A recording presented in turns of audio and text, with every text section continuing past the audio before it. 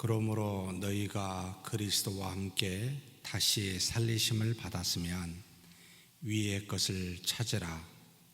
거기는 그리스도께서 하나님 우편에 앉아 계시느니라. 위의 것을 생각하고 땅의 것을 생각하지 말라.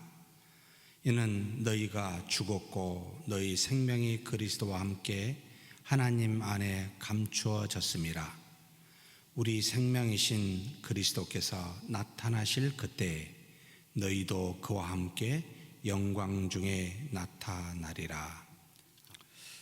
지난주 수요일에 예수님의 십자가에 못 박혀 죽으심, 그리고 장사 지낸 바 되심, 그리고 지옥에까지 내려가심에 대해서 한꺼번에 우리가 살펴보았습니다. 죄는 반드시 죄의 삭신 사망의 심판, 징계를 받아야 되는데 예수님의 생명이신 그 피로 우리 인류의 죄를 십자가에 죽으심으로, 나무에 달리심으로 그 저주를 다 받아 원수되었던 하나님과 우리 사이에 화목케 하사, 그래서 우리로 하나님으로부터 죄 사함, 그 속량함을 받게 하심이 이 십자가의 죽으심이요, 이 죽으심은 단지 잠깐 동안 신적인 어떤 죽음이 아니라 우리 인간이 완전하게 완벽하게 죽었듯이 장사 지내졌습니다.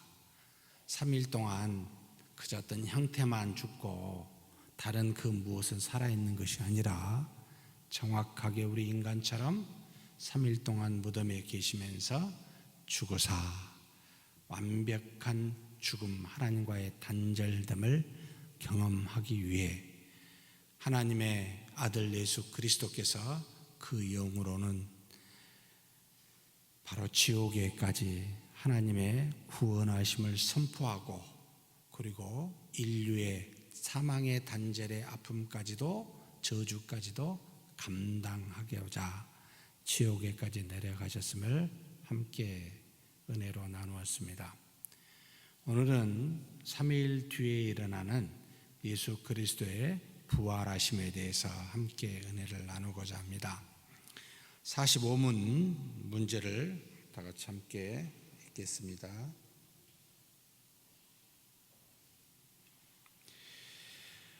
45문, 그리스도의 부활이 우리에게 주는 유익은 무엇입니까? 자, 답을 첫째, 둘째, 셋째 있습니다. 같이 한번 읽겠습니다. 첫째, 그리스도께서 부활하심으로 죽음을 이기셨기 때문에 그의 죽음으로 우리를 위해서 성취하신 의로움에 우리가 동참하도록 하십니다.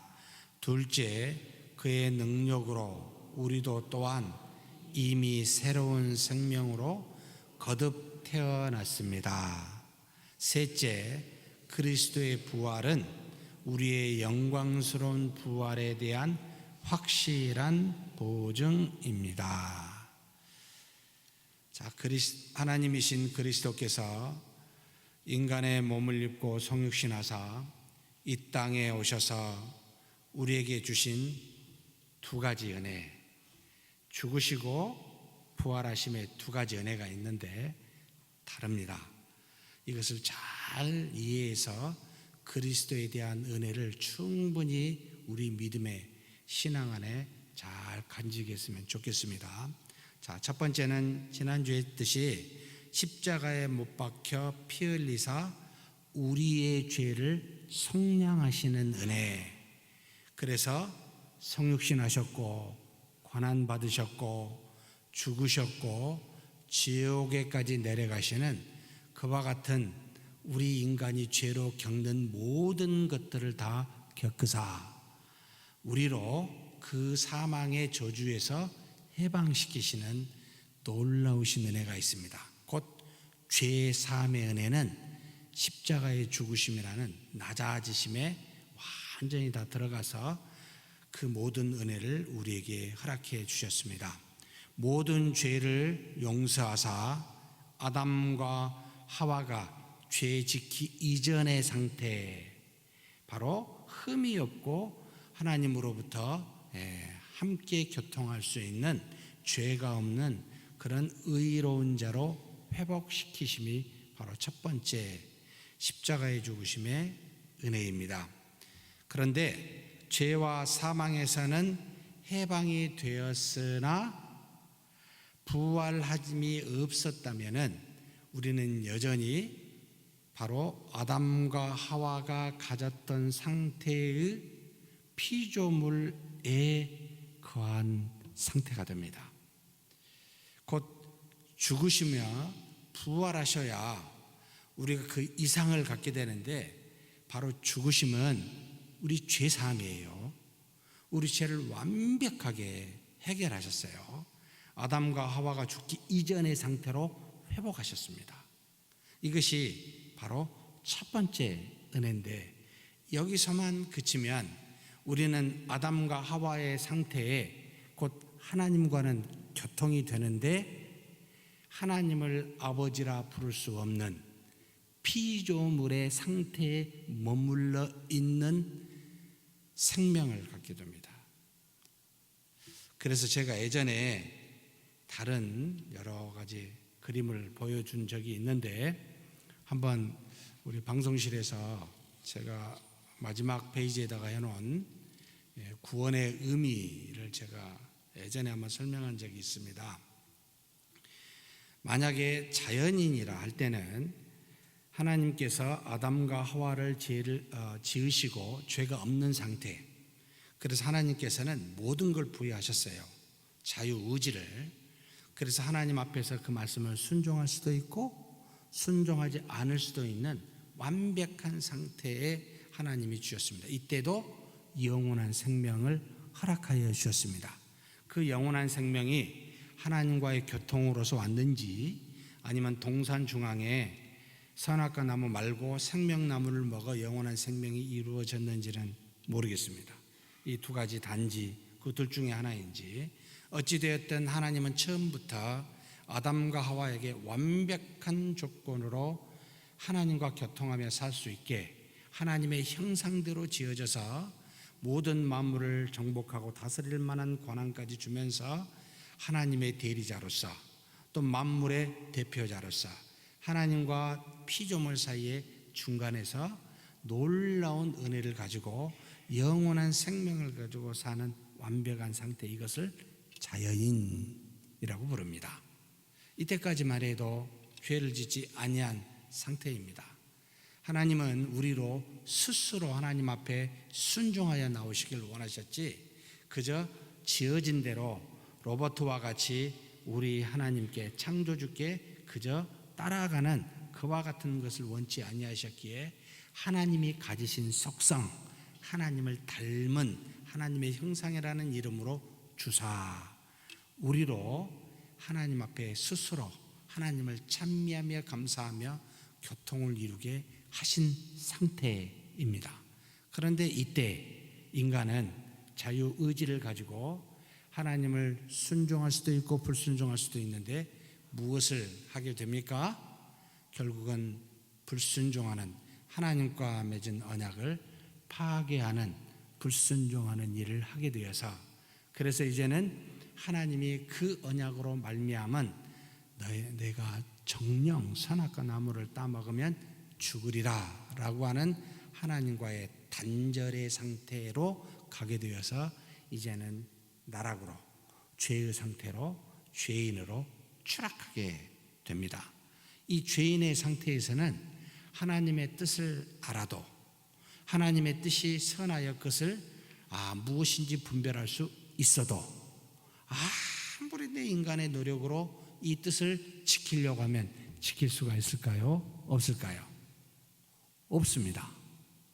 우리 힘으로는 도저히 하나님의 뜻을 지킬 만한 능력이 없어져 버렸습니다. 그 이유는 우리는 영이신 하나님과 피조되어진 우리 영과 온전한 교통을 통해서만 하나님의 뜻을 행할 만한 능력이 제공받는데, 단절이 되니까 이제는 뭐만 남았어요?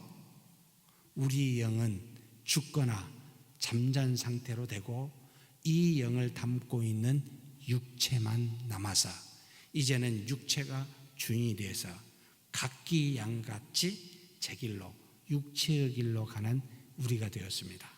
그래서 인간에게서 나오는 모든 것은 그 영 자체가 단절된 상태이기 때문에 아무리 애를 써도 하나님을 기쁘시게 할 만한 선한 영적인 것을 행할 만한 능력이 없어져 버렸습니다. 그래서 아무리 택하고 애를 써도 육체에서 나오는 죄밖에 짓지 못한 상태가 죄인입니다. 그래서 철저하게 루터는 노예의지라는 말을 씁니다. 우리 인간은 저때 죄와 사망의 종이 된 노예다. 벗어날 수가 없습니다. 육체를 벗어날 수가 없습니다. 죽어서야 벗어나지요. 그 전까지는 끊임없이 육체에서 나오는 이와 같은 죄를 행할 때 이 문제를 해결하시려고 이것을 위해서 예수님께서 오시사 죽으셨습니다. 그러면 죄에 대한 사함을 받은 우리, 그래서 하나님으로부터 죄가 없다, 내가 사하여졌다, 그래서 너는 의롭다 라고 칭할 만한 상태의 회복은 어디까지일까 라고 할 때 바로 제가 점선과 위회를 써놨습니다.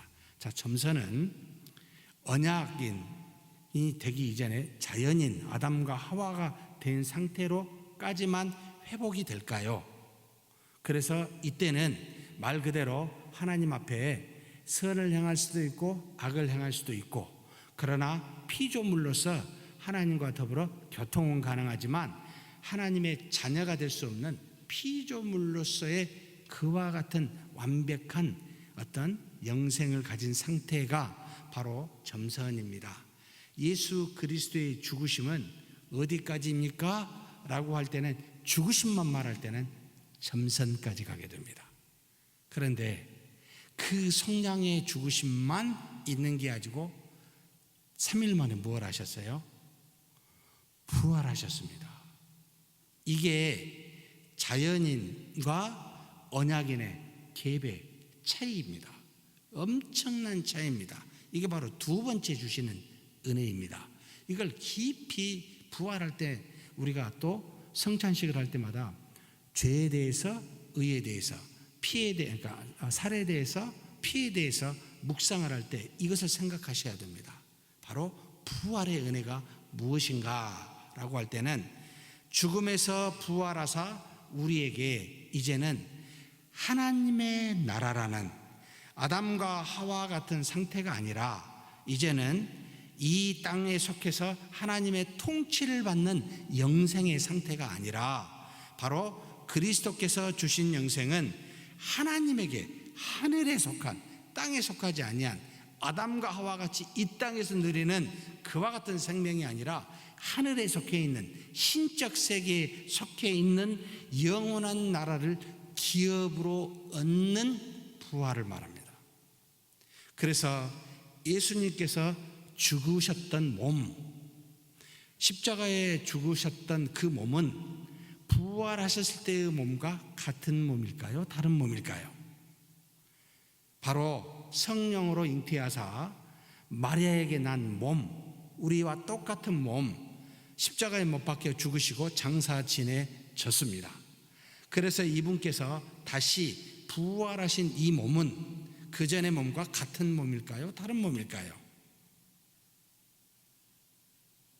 같은 예수님인데 다른 몸이었습니다. 어떻게 다릅니까는 정말 모르겠습니다. 영화로운 몸, 영광을 받은 몸이라 그래서 이전의 상태의 몸과는 다른 몸이라는 겁니다. 결국 피조물의 상태에서 이 땅에 하나님의 은혜를 받고 사는 그와 같은 존재의 상태의 몸이 아니라 이제는 하나님의 아들로서 하나님을 아버지라 부르며 하나님이 계신 나라를 기업으로 상속받을 영원한 나라에 살게 될 그 어떤 영적인 몸, 이것을 그래서 우리는 영체 또는 부활체라고 부릅니다. 이 몸은 죽음이 없습니다. 요한계시록 21장에 나온가요? 고통이 없습니다. 고난이 없습니다. 굶주림이 없습니다. 무슨 몸인지 내 인간의 이성으로는 상상이 안 갑니다. 한 번도 봐본 적이 저는 없기 때문에 설명할 수가 없습니다. 그와 같은 몸으로 바뀌어진 상태의 몸이 됐다는 겁니다. 완벽한 몸인데 이전에 자연이 가졌던 것과는 다르다. 그 정도의 신분으로 된 게 아니다. 그 이상이다 라는 것을 부활하심으로 보여주신 엄청난 은혜였습니다. 그래서 그때부터 우리는 그 다음에 한번 봐보십시다. 그 다음 그림,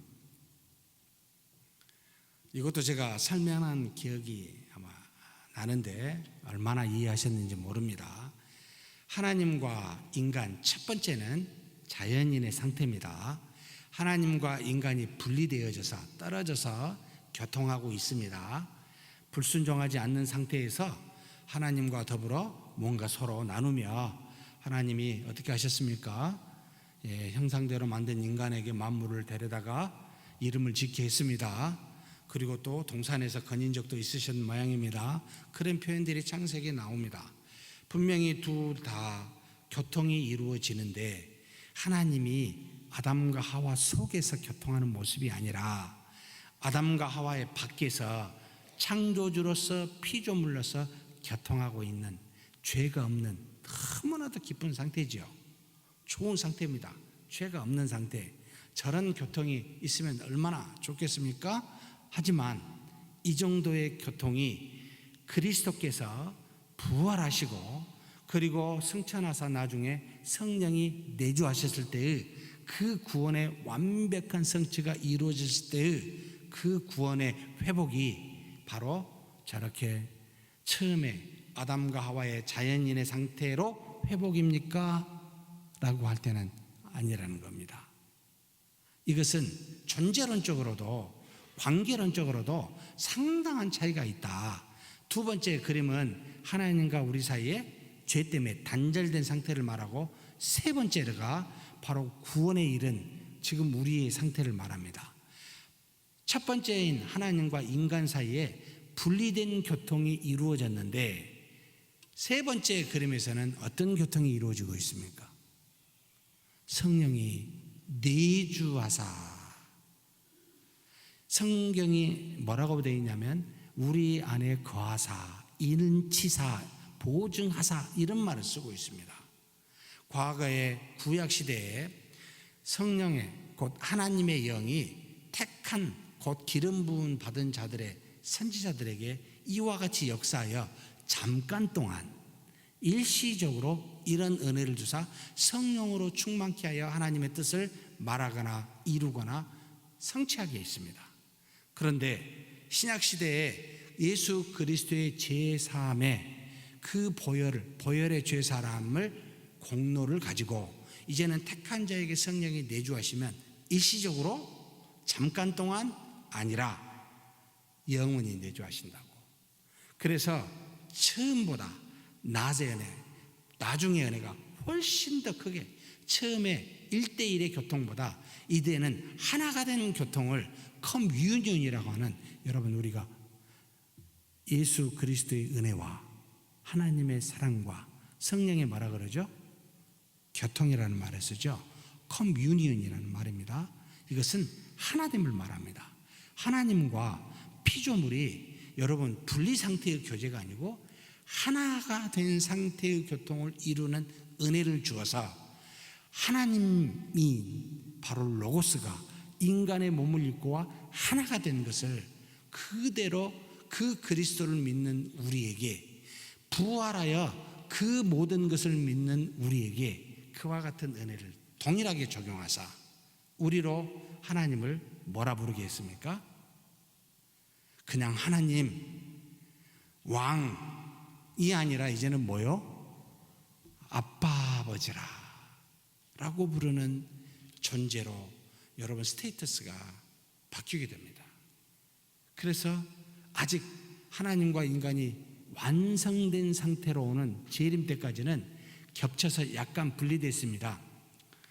우리 육체가 아직 완벽하게 회복이 되지 않습니다. 이것도 왜 그럴까라고 참 묵상하며 고민하면 피조물의 상태인 우리 인간의 육신이 그리스도와 같은 그와 같은 부활의 영체로 바뀌기까지 마치 애벌레가 나중에 껍질을 벗고 나비가 되듯이 그만한 진통의 시간을 우리에게 주사 썩어질 육신을 곧 피조물로 이 땅에 오사 썩어짐의 종로로 설 수밖에 없는 우리가 영원히 썩지 아니한 몸으로 탈바꿈하는 고난을 맛보고 우리의 육체, 이 옛적에 받은 육체, 피조물로 받은 육체를 의지하지 말고 영원히 있게 될 육체를 바라보게 하는 은혜를 주고 깨닫게 하는 지혜를 주는 기간이다. 저는 그렇게 이해하고 있습니다. 정말 내 영은 살았는데 내 육체는 아직도 내 속사람을 따라가지 못하고 계속 썩어짐의 종로로 단 데서 헤매고 있는 것을 볼 때마다 그래, 육체를 의지하지 말자. 육체가 가는 길은 썩어짐이다. 결국은 영원히 살게 될 육체를 바라봐야 된다 라는 것을 매일의 신앙 속에서 속사람과 겉사람이 부딪힘으로 깨닫게 하십니다. 이것이 지금 저와 여러분의 신앙생활하면서 갈등입니다. 오라 나는 공고한 사람이로다 라고 하여 주는 갈등입니다. 그런데 두 번째 은혜, 바로 부활하시면서 예전의 몸이 아니라 새로운 영체와 부활체가 되므로 우리에게 이제는 하나님의 통치를 이 땅에서 받는 존재가 아니라 이제는 하나님의 나라에서 하나님께 속한 하나님의 나라를 기업으로 받을, 그래서 하나님을 아버지라고 부르는 그와 같은 존재로 탈바꿈이 되었다라는 것을 주신 은혜가 부활입니다. 믿으십니까? 우리 한국 사람들이 제가 보니까 저를 포함해서 한국의 대표적인 정서는 뭐죠? 한입니다. 한. 이걸 영어로 표현할 만한 것이 없습니다. 스코틀랜드는 그런 게 좀 있어요. 역사적으로 하도 침략을 많이 받은 한은 일종의 고통 속에 희노애락을 즐길 줄 아는 마음. 그래서 우리 한국 사람은 기본적으로 슬픔과 고난에 대해서 익숙합니다. 그리고 이걸 즐겨합니다. 오히려 막 서양 사람들처럼 즐기고 놀고 좋아하는 것보다는 약간 이 한이라는 정서 때문에 항상 하나님으로부터 은혜를 받을 때 기쁨보다는 눈물을 먼저 흘립니다. 이상하게 눈물로 기쁨을 표현하는 민족이 우리이기도 합니다. 그래서 예수 그리스도의 은혜 하면은 항상 죽으심에 대해서, 십자가의 죽으심에 대해서, 그래서 우리가 예수님이 죽으시는 성금요일, 세인트 프라이데이라고 그러잖아요. 한국 사람들은 세인트 프라이데이가 있는 그 기간에는 뭘 하시죠? 네? 저를 포함해서 금식 하시잖아요. 그죠? 금식 안 하신가요? 금식 하시잖아요. 근데 서양에서 있어보면 무슨 금식을 하냐? 저한테 그래요. 아니 왜 죽으셨잖아 그랬더니 다시 부활하시는 우리의 생명을 주고서 우리로 희망을 주고 소망을 주는 건데 기뻐해야지 왜 금식하면 슬퍼하냐? 저한테 이렇게 반문하는, 너무나 신앙적인 색깔이 다르다. 이게 민족성의 모양이다. 저는 우리 사랑하는 성도님 이 두 가지 다 가졌으면 좋겠습니다. 왜냐하면 예수님은 두 가지 은혜를 다 주셨기 때문입니다. 죽으심으로 죄에 대한 속량 얼마나 감사합니까? 근데 사실 그거를 월등하게 넘어버리는 것이 뭡니까? 부활하심의 기쁨입니다. 피조물이 아니라니까요. 이제 저와 여러분은 죽음을 맛볼 수 있는 존재가 영으로서도 육체로서도 더 이상 아니라니까요. 우리는 영원한 나라에 가고 주님 재림 때는 우리의 몸이 완벽한 상태로 재림이 됩니다. 그래서 하나님을 지금부터 뭐라 부릅니까? 아버지라 부르고 있습니다. 하나님을 아버지라고. 이게 어떻게 피조물이 가능합니까? 유대인들이 이것 때문에 막 화가 나가지고 예수님을 신성모독죄라고 십자가에 못 박혀 죽인 거잖아요. 예? 하나님을 감히 아버지라고? 그게 말이 됩니까? 어떻게 피조물이 신에 대해서, 창조에 대해서 여러분 아버지라고 말할 수 있습니까? 이게 전적으로 그리스도의 죽으심과 그 부활하심으로 말미암아 그것을 이루시고 본이 되신 겁니다. 그리고 우리에게는 이와 같은 본을 성령께서 오심으로 실제적으로 적용시키십니다. 이런 은혜가 우리에게 있습니다.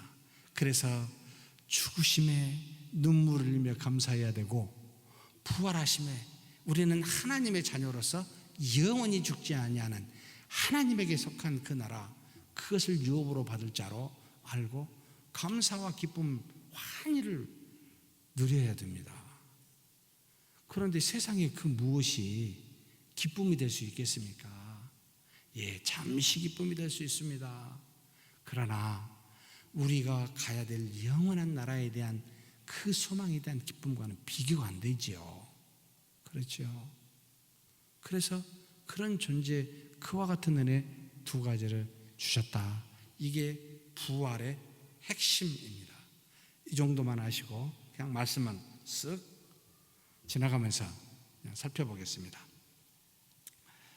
자, 그리스도께서 부활하심으로 죽음을 이기시는 하나님이심을 보여주는 말씀, 로마서 1장 4절 말씀입니다. 자, 같이 한번 읽겠습니다. 성결의 영으로는 죽은 자들 가운데서 부활하사 능력으로 하나님의 아들로 선포되셨으니 곧 우리 주 예수 그리스도시니라. 여러분, 어떤 피조물, 어떤 인간이 죽음에서 다시 살아나가지고 보이신 적이 있습니까? 없잖아요. 바로 예수님께서 그렇게 보이심으로 뭘 입증했어요? 나는 비록 인간이었지만 나는 이 땅에 속한 인간이 아니다. 하나님의 아들로서 하늘에 속해 있는 그와 같은 존재다. 그래서 하나님의 아들로 선포하신 겁니다. 여러분, 3일 만에 우리 중에 누군가가 부활해가지고 살아보십시오. 줄 서지 않겠어요? 밥을라고? 안 그래요? 어떻게 저렇게 될 수 있지? 물어보고 싶고 어떤 존재인지 알고 싶고 그럴 거 아니에요. 근데 불행히도 없습니다. 지금 예수님이 그렇게 보이셨습니다. 나는 하나님의 아들임을 봐라. 내가 죽었다가 살아났다. 고린도전서 15장 16절에서 20절 말씀입니다. 같이 읽겠습니다. 만일 죽은 자가 다시 살아난 일이 없으면 그리스도도 다시 살아나신 일이 없었을 터이요, 그리스도께서 다시 살아나신 일이 없으면 너희의 믿음도 헛되고 너희가 여전히 죄 가운데 있을 것이요, 또한 그리스도 안에서 잠자는 자도 망하였으리니 만일 그리스도 안에서 우리가 바라는 것이 다만 이 세상의 삶뿐이면 모든 사람 가운데 우리가 더욱 불쌍한 자이리라. 그러나 이제 그리스도께서 죽은 자 가운데서 다시 살아나사 잠자는 자들의 첫 열매가 되셨도다. 그분이 살아나심으로 우리도 사망에 속해서 죽은 자가 아니라 그리스도를 믿게 되면 그분 첫 열매가 되시고 우리가 이제 다음 열매가 된 거죠. 그렇게 된다는 겁니다. 살아난다는 겁니다. 이것을 하나님이 정하셨습니다. 이런 것이 정하지 않았으면 어떻게 죽은 자가 살아나겠습니까? 그리스도를 통해 보여주시고 우리도 그렇게 되어서 나중에 살아나사 이제는 영원한 나라에 살게 된다라는 걸 가르치고 있습니다. 우리도 그의 부활하심과 합하여 그래서 그리스도께서 가지신 이와 같은 영원한 생명을 얻게 되는데, 바로 이 새 생명 가운데 행하는 의로운 자가 되었다는 것을 로마서 6장 3절에서 7절에 증거하고 있습니다. 같이 한번 읽겠습니다. 무릇 그리스도 예수와 합하여 세례를 받은 우리는 그의 죽으심과 합하여 세례를 받은 줄을 알지 못하느냐. 그러므로 우리가 그의 죽으심과 합하여 세례를 받음으로 그와 함께 장사되었나니 이는 아버지의 영광으로 말미암아 그리스도를 죽은 자 가운데서 살리심과 같이 우리로 또한 새 생명 가운데서 행하게 하려 함이라. 만일 우리가 그의 죽으심과 같은 모양으로 연합한 자가 되었으면 또한 그의 부활과 같은 모양으로 연합한 자도 되리라.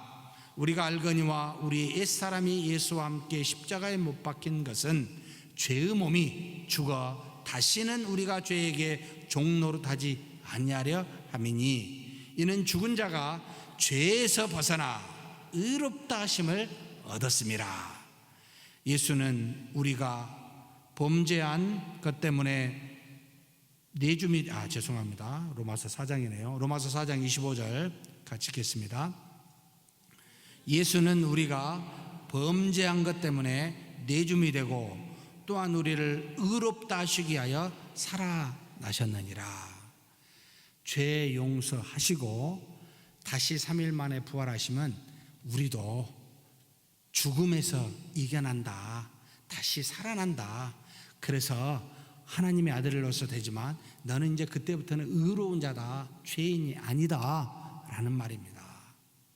그것을 우리에게 성취시키셨고 그리스도와 함께 세례를 믿고 세례를 받은 우리에게 똑같이 적용이 된다고 가르치고 있습니다. 믿으십니까? 그러면 이거보다 더 큰 은혜가 세상에 있습니까? 네.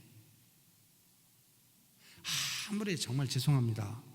이 땅에 살면서 많은 고난이 있는데 아무리 험난한 고난이랄지라도 이와 같은 약속이 있으면 얼마나 위대하고 얼마나 놀랍습니까? 모든 고난을 이기고도 남을 만한 소망을 갖게 됩니다. 왜냐하면 죽음에서 이겨나고 영원히 사는 하나님의 자녀가 됐다는 게 세상에 있는 내가 조금 너 조금 고난받고 조금 복 받을래, 엄청 고난받고 하나님의 자녀가 되는 엄청난 복을 받을래, 혹시 선택을 둘 중에 하나라면 뭐 하시겠습니까? 뭐 그럴 일은 없겠지만 훨씬 더 고난을 받더라도 이보다 더 큰 엄청난 은혜에 있다면 그걸 가지 않겠습니까? 당연히 가겠죠. 이보다 더 큰 기쁨과 은혜가 세상에 없습니다. 뿐만 아니라 하늘에 속해 있는 변하지도 썩지도 쇠하지도 아니하는 영원히 살게 되는 소망을 주신다고 이야기합니다. 베드로전서 1장 3절에서 5절 말씀입니다. 같이 읽겠습니다. 우리 주 예수 그리스도의 아버지 하나님을 찬송하리로다. 그의 많으신 공일대로 예수 그리스도를 죽은 자 가운데서 부활하게 하심으로 말미암아 우리를 거듭나게 하사 산 소망이 있게 하시며 썩지 않고 더럽지 않고 쇠하지 아니하는 유업을 있게 하시나니 곧 너희를 위하여 하늘에 간직하신 것이라. 너희는 말세에 나타내기로 예비하신 구원을 얻기 위하여 믿음으로 말미암아 하나님의 능력으로 보호하심을 받았느니라. 베드로가 뭐라고 말합니까? 우리를 거듭나게 하사 살게 될, 여기 산이라고 되어 있는데 동명사로 분사 형태로 되어 있습니다. 조회에 대한 분사 형태인데 지속적으로 살게 되는 소망을 말합니다. 죽음이 없다는 겁니다. 이제 그분이 부활하시고 우리가 그분을 믿고 있으면 이제 거듭났어요. 그래서 계속 살게 되는 소망을 갖게 됐어요. 이 소망은 하늘에 속해 있는데 썩지도 않습니다. 변하지도 않습니다. 쇠하지도 않습니다. 그렇게 증거하는 놀라운 하나님의 나라를 유업으로 받는다고. 뿐만 아닙니다. 우리는 죄에 대하여 죽고 하나님께 대하여는 살아있는 자라고 로마서 6장 8절에서 11절 증거하고 있습니다. 같이 한번 읽겠습니다. 만일 우리가 그리스도와 함께 죽었으면 또한 그와 함께 살 줄을 믿노니 이는 그리스도께서 죽은 자 가운데서 살아나셨음에 다시 죽지 아니하시고 사망이 다시 그를 주장하지 못할 줄을 알미로라. 그가 죽으심은 죄에 대하여 단번에 죽으시며 그가 살아계심은 하나님께 대하여 살아계심이니 이와 같이 너희도 너희 자신을 죄에 대하여는 죽은 자요 그리스도 예수 안에서 하나님께 대하여는 살아있는 자로 여길지어다. 여러분, 죄에 대해서 우리 몸이 살았어요? 죽었어요? 죽었습니다. 우리는 그리스도 안에서 하나님께 대하여 하나님을 향하여는 살아있습니다. 세상에 여러분, 그러면 우리가 목숨 걸고 할 만한 세상의 것이 있습니까? 없어요. 전부 사소한 것들이에요. 아무리 이 땅에 큰 것이라 할지라도 이와 같이 영원히 죽지 아니하는 여러분 소망을 갖고 사는 사람한테는 이 땅의 일은요 엄청나게 사소합니다. 우리가 흥분할 이유가 없습니다. 세상에 있는 것은 놀랄 만한 것이 전혀 없습니다. 그냥 때리면 좀 간지럽고 뭐라 하면 조금 약간 좀 그러하고 그냥 별 의미가 없는 것들이 됩니다. 아무리 좋아하는 세상 사람이 원하는 무엇을 얻어도 그냥 그렇게 기쁘지도 않고 세상이 막 통곡할 만큼 막 억울한 일을 당하여도 별반 슬프지 않습니다. 왜 그렇습니까? 엄청나게 큰 은혜가 여기에 있으니까, 이후에 오게 될 하늘에 속한 것에 있으니까, 우리는 살아있는 자니까, 죽지 아니하는 자이니까 때리면 때리고 죽이려면 죽여라. 그래서 강도가 들어와도 죽을 환경이 와도 여러분 수많은 우리 믿음의 선조들이 그 엄청난 로마의 핍박에서도 사자여 나부터 좀 죽여다오, 나를 좀 거꾸로 십자가에 매달아다오, 나를 좀 태워다오, 나도 빨리 그리스도와 같이 그와 같은 나라에 가고 싶다, 그 소망 때문에요 마음대로 죽여라, 이런 자세를 갖게 됩니다. 이 소망이 그때만 갖고 왜 시대가 가면 갈수록 이걸 놓쳐갈까요? 세상에 많은 것들이 우리의 믿음과 사고 속에 영향을 주고 있습니다. 자본주의의 영향이라는 수많은 여러 가지 인간적인 영향이 사상에 들어와서 인간이 최고야, 이 땅이 매우 중요해, 우리는 위대해 끊임없이 가르치면서 영원한 하나님의 나라에 대한 소망을 축소시켜 놉니다. 그리고는 그 뒤에 일이니까 간과하거나 잊어버리게끔 합니다. 지금 당장에 있는 이 문제, 여러분 우리가 지나보면, 우리가 나이를 들어서 우리 어르신들 많습니다만 보면 그때는 그렇게 큰 문제였는데 지나보면 어쩌습니까? 별 일 아닌 걸 가지고 내가 흥분했구나, 이런 생각을 하게 하잖아요. 다 지나보면 별 볼 일 아닌데 그걸 가지고 내가 이랬을까 후회하게 되잖아요. 믿음은 이것이다. 그리스도께서 우리에게 주신 은혜를 제대로 아는 거다. 그분의 부활을 내가 제대로 이해하는 거다. 이런 생각을 하게 합니다. 그런 신앙을 갖는 저와 여러분이 되었으면 좋겠습니다. 자, 그렇다면 예수와 함께 하늘에 앉히는 놀라운 은혜도 있음을 에베소서 2장 4절에서 6절에 가르칩니다. 자, 우리는 예수님과 같은 자리에 앉는다는 겁니다. 에베소 2장 4절에서 6절입니다. 같이 읽겠습니다. 긍휼이 풍성하신 하나님이 우리를 사랑하신 그 큰 사랑을 인하여 허물로 죽은 우리를 그리스도와 함께 살리셨고 너희는 은혜로 구원을 받은 것이라 또 함께 일으키사 그리스도 예수와 함께 하늘에 앉히시니. 여러분, 그리스도께서 부활하시고 승천하시고 보좌 우편에 계시고 재림하시면 높아지심의 네 가지는 전부 다 우리가 가게 될 모든 영광을 미리 보여주십니다. 우리도 통치의 자리에 앉습니다. 제가 볼 때는 사람을 통치하는 것이 아니라 만물을 통치하는 자리라고는 이해하고 있습니다. 근데 그것도 잘 모릅니다. 몇 골 다스린다라는 차이 있는 하나님의 은혜가 이 땅에서 하나님의 나라와 의를 위해 하는 것에 따라 달라지게 되지만, 그러나 여러분, 우리는 그리스도와 같은 자리에 앉는다고 가르치고 있습니다. 이것을 저는 상상할 수가 없어요. 얼마나 큰 영광의 자리인지. 다만 놀랍다, 정말 알 수 없는 은혜다 생각합니다. 그렇다면 여기 있는 저와 여러분이 어떻게 사는 게 바르냐, 이것을 지금 바울이 콜로새서 오늘 읽은 전체의 본문이기도 합니다만 1절에서 4절에 가르쳐주고 있습니다. 같이 한번 천천히 봉독하시겠습니다. 그러므로 너희가 그리스도와 함께 다시 살리심을 받았으면 위의 것을 찾으라. 거기는 그리스도께서 하나님 우편에 앉아 계시느니라. 위의 것을 생각하고 땅의 것을 생각하지 말라. 이는 너희가 죽었고 너희 생명이 그리스도와 함께 하나님 안에 감추어졌음이라. 우리 생명이신 그리스도께서 나타나실 그때 너희도 그와 함께 영광 중에 나타나리라. 뭘 생각하자고요? 여러분, 위의 것을 생각하십시다. 우리 가을에 많이 우리 전도에 우리가 서로 믿음의 단합을 하려고 야외에도 가고 그렇잖아요. 가실 때마다 위의 것을 생각하십시오.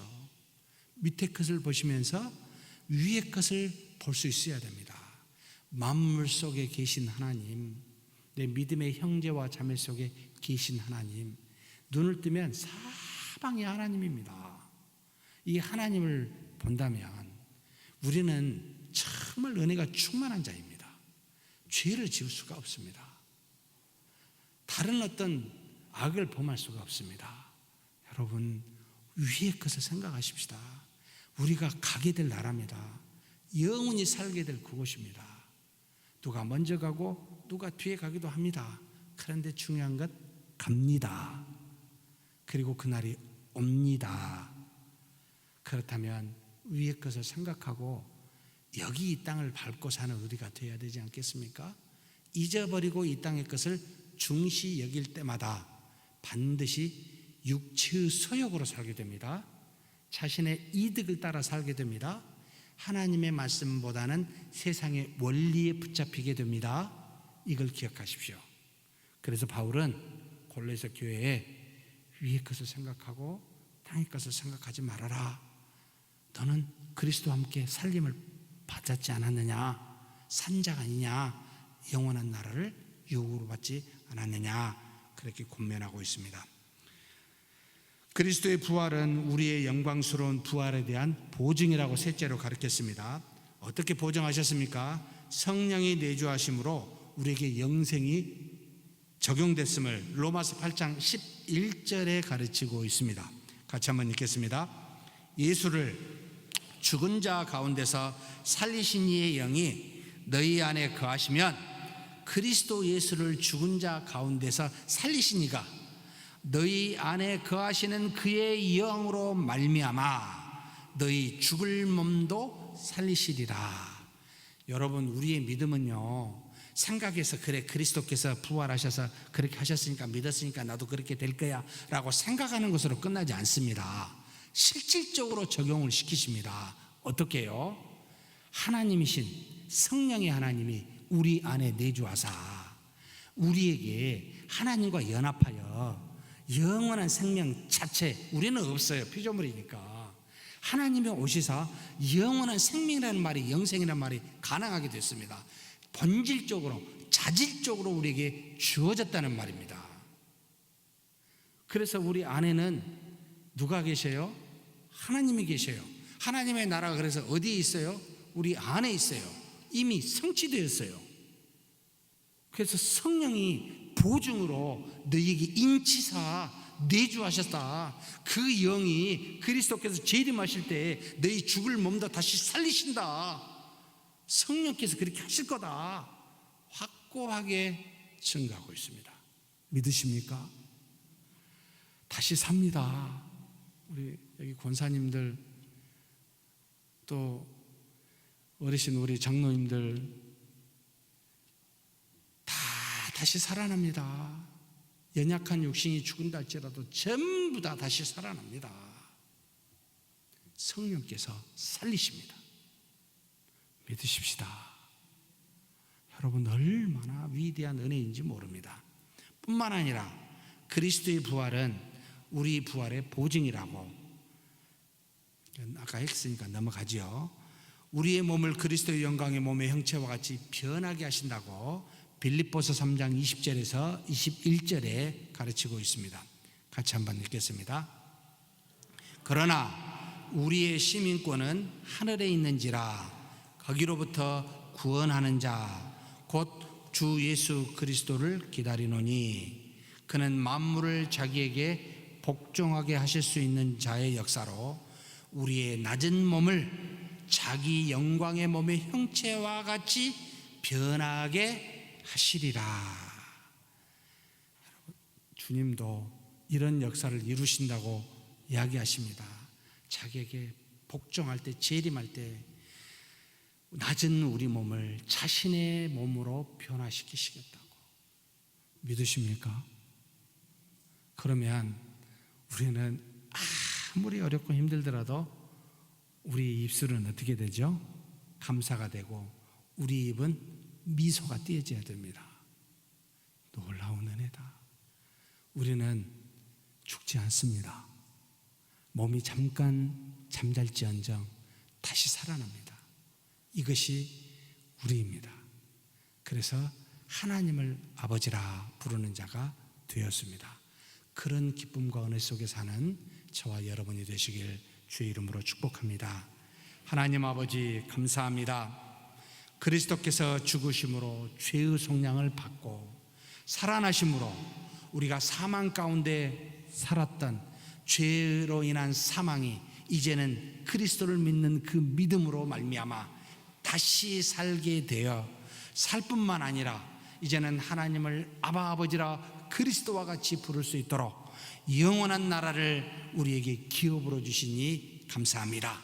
이 일은 그리스도께서 우리를 위하여 첫 열매로 본을 보여주셨고 이제 이후에 믿는 우리에게 성령께서 내주하사 이제는 그리스도의 재림 때 그리스도의 몸으로 다시 변할 줄 믿사오니 이 땅에 사는 동안 썩어질 육신의 것을 생각지 아니하고 오직 썩지 아니하고 쇠하지도 아니하고 변하지도 아니하는 영원한 하나님의 나라 위의 것만 생각하며 사는 우리 모두가 되게 하여 주시옵소서.